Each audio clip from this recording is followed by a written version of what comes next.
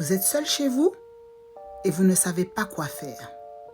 Asseyez-vous et écoutez l'histoire de mon abonné.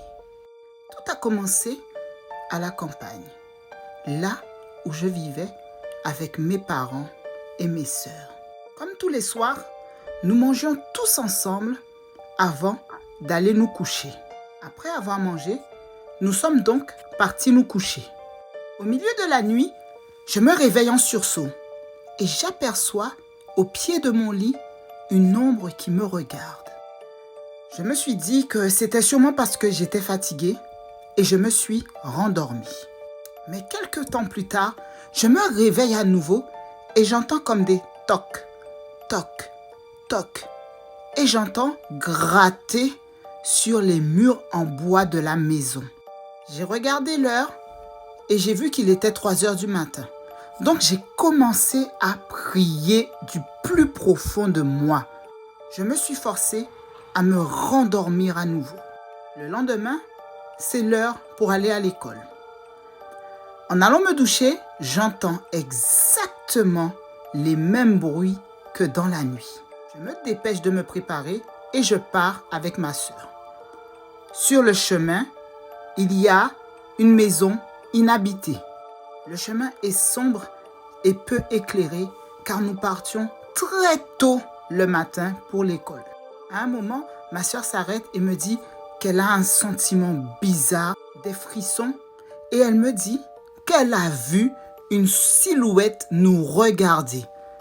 Quand elle m'a dit ça, j'ai pris ma sœur et on a couru tellement vite pour arriver au bout du chemin et prendre le bus. Le soir, à 18h, j'étais seule parce que ma sœur, elle, était déjà rentrée.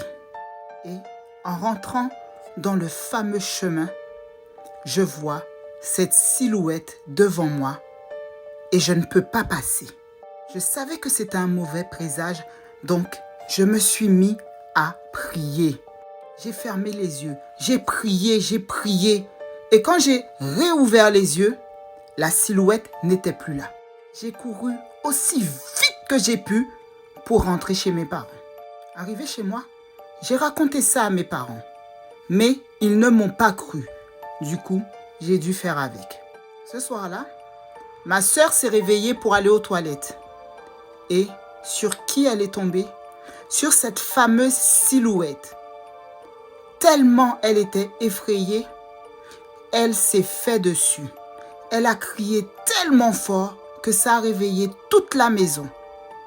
Et quand on a rejoint ma sœur, il y avait la marque d'une main sur son bras, comme si quelqu'un l'avait serré tellement fort que ça avait laissé la marque de sa main.